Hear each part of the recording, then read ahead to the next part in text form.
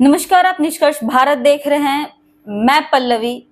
आपको पता है और आपको डेली अपडेट हम देते रहते हैं बिहार की राजनीति में क्या हलचल हो रही है और आगे क्या हलचल हो सकती है। फिलहाल हम बात करें चिराग पासवान की। चिराग पासवान लगातार नीतीश कुमार से मिल रहे हैं, उनका आशीर्वाद ले रहे हैं। और ऐसा क्या हो रहा है, नीतीश कुमार चिराग पासवान से मिलके बात कर रहे हैं।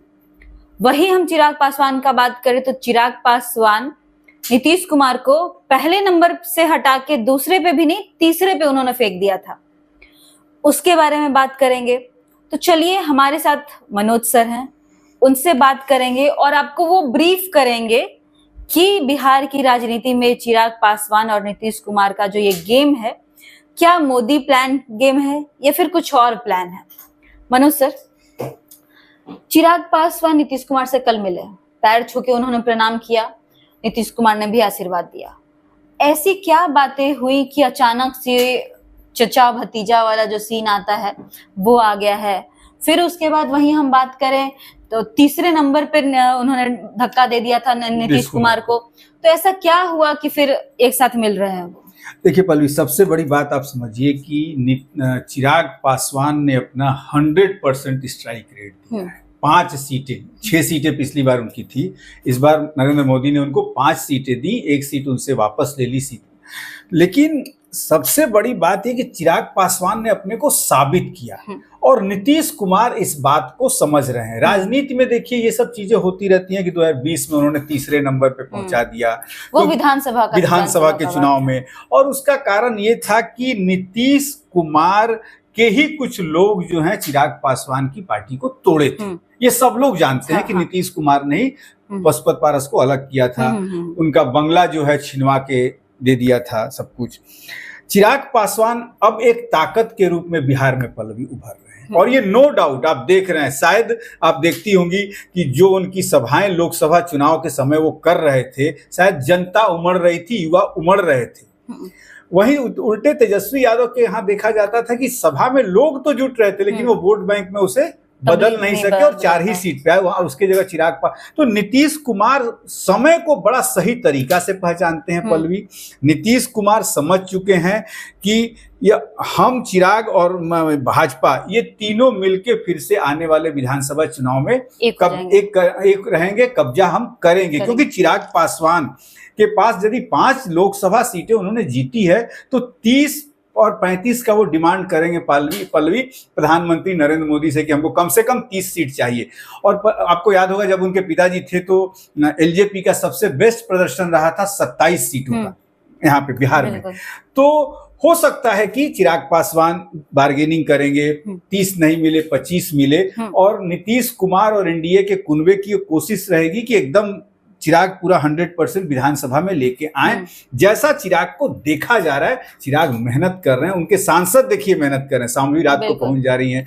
तो चिराग पासवान और नीतीश का कॉम्बिनेशन, राजनीति में बहुत कुछ होता है जो आप कहना चाहती हैं उस समय, लेकिन कॉम्बिनेशन बड़ा अच्छा ये हो रहा है। और इस बीच में अब ये देखिए कि संजय झा हैं, संजय झा को केंद्र की राजनीति में भेजा गया है, केंद्र में बैठे हुए संजय झा चारों तरफ से मिलकर सेतु का काम कर रहे हैं और चिराग पासवान निश्चित तौर पर एक बड़ा चेहरा उभर कर बिहार की राजनीति में आ रहे हैं। मनोज सर, हम अगर बात करें मनीष वर्मा का, तो मनीष वर्मा वॉलंटरी रिटायर लिए, आईएएस ऑफिसर थे। उसके बाद अगर जेडीयू में शामिल हुए हैं, नीतीश कुमार के साथ वो शामिल हुए हैं, एक आईएएस गए उनके लॉबी से, दूसरे आईएएस आए हैं। तो क्या आरसीपी सिंह का ये उनका जो कमी है वो पूरा कर पाएंगे? देखिए सबसे बड़ी बात पल्लवी आप अब यहाँ समझ लीजिए कि दोनों एक ही बिरादरी से थे, आरसीपी सिंह भी और मनीष वर्मा भी एक ही बिरादरी से हैं। आरसीपी सिंह को जब नीतीश कुमार रेल मंत्री बने तो वो आईएएस थे, सेक्रेटरी थे, उनको अपना सेक्रेटरी बना के लाए। और आरसीपी सिंह ही नीतीश कुमार की पार्टी से लेके तमाम जो भी योजनाएं बनाना, जो भी करना जो है वो आरसीपी सिंह करते थे। आरसीपी सिंह से थोड़ा सा ठनी आरसीपी सिंह किनारे कर दिए गए, आपको याद ही है भाजपा में गए, तो आप ये नहीं कह सकती हैं कि आरसीपी सिंह कहीं चले गए हैं। जिस तरीके से उपेंद्र कुशवाहा को भाजपा ने सेट किया है, भाजपा लगी हुई है कि आरसीपी सिंह को भी कैसे सेट किया जाए, क्योंकि ये जो आईएएस लॉबी होती है ना पल्लवी, ये आंख और कान होती है मंत्रियों की और मुख्यमंत्रियों की। एक ऐसा आईएएस निश्चित तौर पर रहना चाहिए जिसकी लॉबी जो है लंबी चौड़ी हो।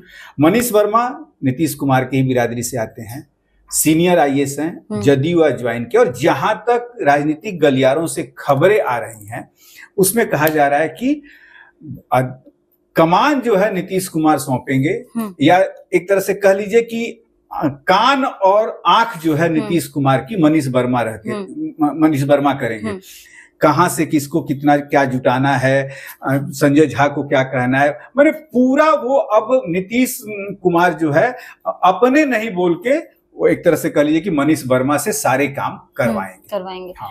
तो और जो काम ये आरसीपी सिंह करते थे, आपने सुना होगा, आप भी पत्रकारिता में करीब 6-7 साल से हैं, आरसीपी सिंह टैक्स कहा जाता था कि आरसीपी सिंह टैक्स लग रहा है। यानी कि जो भी एक पार्टी चलाने के लिए पल्लवी फंड चाहिए, फंड का जुगाड़ जो है वो आरसीपी सिंह करते थे, कहां कैसे फंड। तो अब नीतीश किसी पे विश्वास नहीं कर रहे हैं, ललन सिंह पे भी उनको विश्वास नहीं है, आरसीपी सिंह रहे ही नहीं, क्योंकि सबसे विश्वास पात्र आरसीपी सिंह रहे नीतीश कुमार के। यहां तक रहे कि मतलब जब नीतीश कुमार की पत्नी बीमार थी तो नीतीश कुमार और आरसीपी सिंह रात भर जग के वो सेवा किए हैं, उनकी पत्नी का भी, आरसीपी सिंह इतने करीबी रहे। राजनीति है, सबकी एक महत्वाकांक्षा होती है, आरसीपी सिंह की राहें अलग हो गई, लेकिन हर मंत्री चाहता है, मुख्यमंत्री चाहता है कि उसके पास एक ऐसा आईएएस रहे कि उसकी लॉबी बड़ी हो कि कहां से क्या घटनाएं घट रही हैं वो संभाल ले। और जब मुख्यमंत्री के साथ कोई रहने वाला आईएएस, रिटायर आईएएस ही रहेगा तो उसकी लॉबी निश्चित तौर पर बड़ी हो जाती है। और आईएएस को हमेशा राजनीति खींचती है कि रिटायरमेंट के बाद, आप देख लीजिए गुप्तेश्वर पांडे, आज भले वो बाबा बन के प्रवचन कर रहे हैं, लेकिन वो भी डीजीपी से इस्तीफा देके गए थे जदयू में शामिल होने, लेकिन नीतीश कुमार ने उनको टिकट नहीं दिया। उसके बाद राजीव मिश्रा जो बक्सर से अभी हारे हैं चुनाव, भाजपा ने उनको टिकट नहीं दिया, वादा किया था टिकट देंगे। तो आईएएसों को राजनीति खींचती है क्योंकि उनके पास खोने के लिए कुछ नहीं रहता है।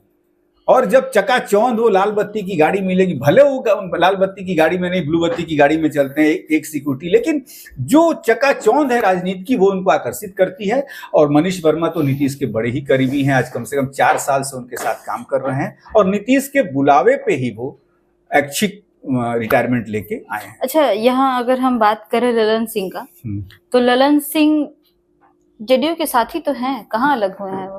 नहीं, जदयू के साथ हैं, लेकिन देखिए ललन सिंह को किनारे उन्होंने किया है नीतीश कुमार ने। नीतीश एक ऐसी शख्सियत है पल्लवी, आप कितना जानती हैं, लेकिन यदि आप राजनीतिक गलियारों में हमसे भी जो सीनियर एडिटर हैं, जो सीनियर रिपोर्टर हैं, उनसे पूछिए तो नीतीश परिस्थितियों को बहुत तेज भांपते हैं। ललन सिंह को हटाने का कारण यह था कि नीतीश कुमार के दिमाग में ये बात बैठ गई और उनके कान में ये खबर आने लगी कि हो सकता है ललन सिंह जो है वो पार्टी को तोड़ेंगे और लालू को सपोर्ट कर देंगे तेजस्वी को मुख्यमंत्री बनाने के लिए, या हो सकता है कि वो पार्टी तोड़ के अलग हटे, अपने मुख्यमंत्री बन जाए, तेजस्वी को उप मुख्यमंत्री बने रहने दें। नीतीश कुमार को शंका हुई। नीतीश कुमार कहा जाता है कि परिस्थिति को बहुत तेज भांपते हैं, और इसीलिए ललन सिंह ने एक बार कहा था कि इसके पेट में भी दांत होता है। लालू यादव ने भी कहा था परिस्थितियों को बड़ा तेज भांपते हैं नीतीश कुमार। अच्छा, हम वही दूसरी और बात करें कि आरसीपी सिंह आईएएस लॉबी से गए, मुकेश वर्मा भी आईएएस लॉबी से गए, तो क्या आईएएस ऑफिसर्स को राजनीति दिया जाए तो वो नहीं संभाल पाएंगे अच्छे से? देखिए, अगर देखा जाए यहीं पे अगर हम बात करें, नीतीश कुमार भले ही बहुत अच्छे इंजीनियर रहे, लेकिन इंजीनियर के पद पे कितने टाइम तक रहे वो भी देखना लाजमी बनता है।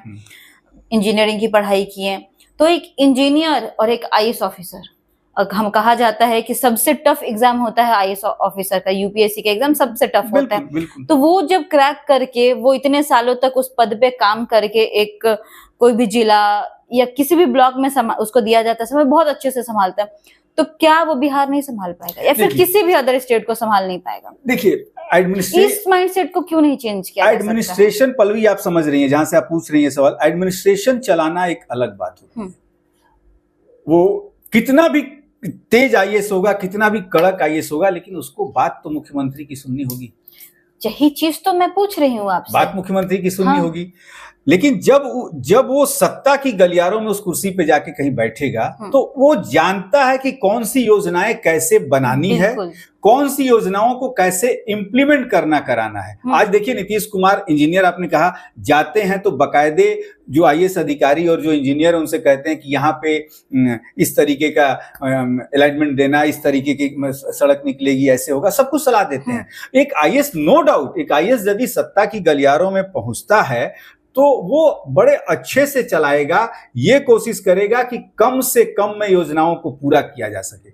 यहां अभी क्या होता है कि जब ये राजनीतिक जो लोग हैं, जो कम से कम ये कहा जाता है कि पूरे बिहार में 1200 परिवार ऐसे हैं जिनके खानदान के लोग ही, जब से बिहार अलग हुआ, बिहार माने जब से बना, तब से उसी 1200 परिवार के लोगों का कब्जा बिहार की राजनीति में है। मात्र 1200 बिहार में ऐसे लोग हैं। तो ये जो आपने कहा बड़ा सही सवाल है। और अब आज देख लीजिए, प्रशांत किशोर से लोग डर रहे हैं। प्रशांत किशोर के यहाँ जितने एक्स आईएएस जो इस साल रिटायर हो रहे हैं, अगले साल रिटायर हो रहे हैं, सभी प्रशांत किशोर के साथ जा रहे हैं। और प्रशांत को ये मालूम है कि ये लॉबी जितना अच्छा से संभाल सकती है सत्ता को, उतने अच्छे से कोई नहीं संभाल सकता। क्योंकि किसी मंत्री को पता नहीं होता है पल्लवी की उसके मंत्रालय में कितना पैसा है, कितना फंड है, क्या है। वो आईएएस बताता है कि सर इतना फंड है, इस चीज के लिए रखा हुआ है। तो आपका सवाल एकदम सही है कि यदि आईएएस आए और ईमानदार आईएएस यदि आए तो देश की सत्ता में बदलाव देखा जा सकता है। बिल्कुल।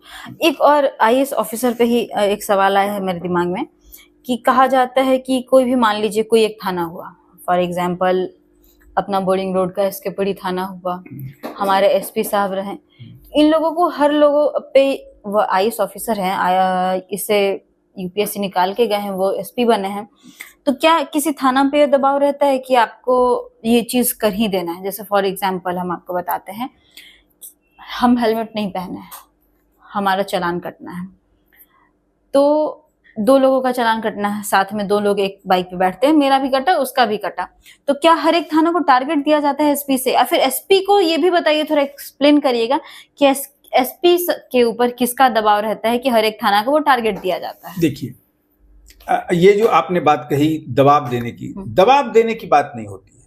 बात होती है कि जब बजट के पहले, जैसे बिहार का ही बजट अभी आएगा, बजट सत्र जब शुरू ये होगा, तो जो माने डिपार्टमेंट है, रेवेन्यू जो डिपार्टमेंट है बिहार सरकार का, वो एक टारगेट फिक्स कर देता है कि भाई इतना हमें एक साल में इस डिपार्टमेंट से इतना रुपया ये फाइन करके, चालान काट के ये जुटाना है। तो ये चीज आप जो कह रहे हैं, इस पे कितने ऐसे हैं सरदार हैं, उनका भी चालान कट जाता है, एसपी के पास दौड़ते रहे, मुख्यालय जाते रहे, लेकिन उनका वो चालान जो है नहीं रिबेट किया जाता, बोले कि नहीं आपने चालान का, भाई वो पगड़ी के ऊपर कैसे चालान हेलमेट पहनेंगे? इसमें अभी यदि आप पटना की बात करें, अब इंडिया लेवल की बात करें, तो जो सिस्टम सब शुरू हुआ है, नई माने रोड के कानून में जो बदलाव लाया गया है, तो आपको पुलिस कहीं रोकेगी सरदार को तो चालान नहीं काटेगी। कैमरा क्यों काट दे रहा है, कैसे हो रहा है, कैमरे के ऊपर इलेक्ट्रॉनिक्स फॉल्ट सब हो रहा है।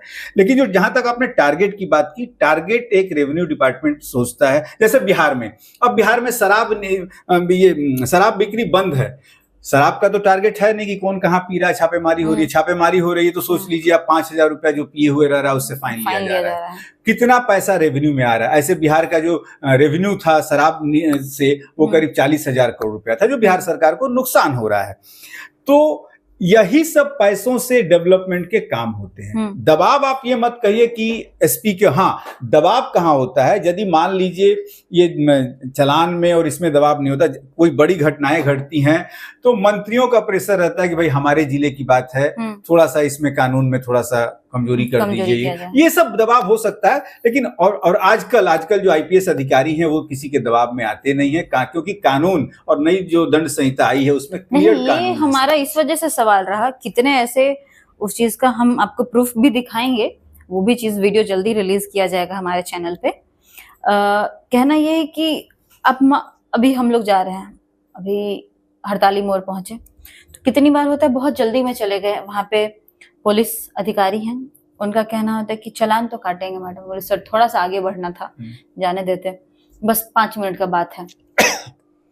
हम लोगों के ऊपर दबाव रहता है कि आपको इस दिन में इतना टारगेट पूरा करना है। बिल्कुल, ये जो आपने ये कहा वो एक एसपी ट्रैफिक जो है वो फिक्स कर देते हैं कि भाई हमको, और वो फिक्स करने का कारण है पल्लवी, ये आप समझ रही होंगी, यदि मेरे से कहलवाना चाहती है तो मैं कह देता हूँ, वो फिक्स इसलिए होता है कि एक तरह से समझिए को भाई 10 चालान आपको काटना है या 20 चालान काटना है आपको। ऊपर तक ये खबर पल्लवी है कि ट्रैफिक पुलिस के जो सिपाही हैं वो चालान नहीं काट के आधे से ज्यादा पैसा उनकी जेबों में चला जाता है, और ये टारगेट इसीलिए फिक्स किया जा रहा है कि भैया हमको इस चौराहे से, हड़ताली मोड़ चौराहे से रोज का 50,000 रुपया चाहिए, और वो जो वहां पे हैं वो 50,000 उनको देना है, और 50,000 के ऊपर अब जब कुछ होगा तो उनके पॉकेट में जाएगा। इसमें मैं कहने से कहीं गुरेज नहीं कर सकता। मतलब ये है कि वो बिल्कुल बिल्कुल बिल्कुल बिल्कुल। आप ट्रेन, आप रोड पर क्यों, आप ट्रेन में चलती है ना, 3 टियर में आप देखिए, 3 टियर में रहता है, उसके चार्ट पे लिखा रहता है कि waiting list passenger are not allowed in enter the in the train. जाना चाहिए 72 सीटें हैं, 72 में 72 कितनी जाती हैं? बिना टीटी के 100 क्या 150 जाती है, लोग बाथरूम में जाते हैं बिना टीटी के परमिशन के। हर एक्सप्रेस ट्रेनों में आरपीएफ की व्यवस्था है, कैसे लोग जाते हैं? टीटी को 72 सीटें ये करना, उसके बाद टीटी सबसे 100 रुपया 200 रुपया लेके। तो ये भारतीय रेल, भारत का जितना भी डिपार्टमेंट है, सरकारी डिपार्टमेंट में हर जगह ये भ्रष्टाचार है, और इस भ्रष्टाचार को पल्लवी आप देख रही हैं मिटाने की कोशिश हो रही है। उसी बात पे ये चीज किया जा सकता है ना कि आईएएस ऑफिसर अगर आएंगे तो उनको ये चीज पता है कि कहाँ पे क्या। बिल्कुल बिल्कुल बिल्कुल बिल्कुल। अब आप देख लीजिए, वंदे भारत में टीटी की हिम्मत नहीं है कि वो एक एक्स्ट्रा पैसेंजर लेके चला जाए या किसी से पैसा लेके बैठा दे, क्योंकि वंदे भारत जब चल भी रही है तो सीसीटीवी कैमरा जो एक एक ये पे लगा हुआ है, कौन पैसेंजर किस स्टेशन से चला, किस स्टेशन पे उतरा, किस सीट नंबर पे बैठा था, उसका टिकट बना है कि नहीं बना है, ये सारी चीजें कंट्रोल रूम बैठ के देख रहा है। तो ये सब चीजों में बदलाव पल्लवी धीरे धीरे हो रहा है, और निश्चित तौर पर आने वाले समय विकसित भारत बन रहा है, तो बदलाव होंगे। आज का जो हमारा विश्लेषण है और आज का जो हमारा रिपोर्ट है, इतना ही रोका जाता है, और बिहार की तमाम खबरों को हम आप तक पहुंचाते रहेंगे। फिलहाल के लिए इतना ही। आप देखते रहिए निष्कर्ष भारत। नमस्कार।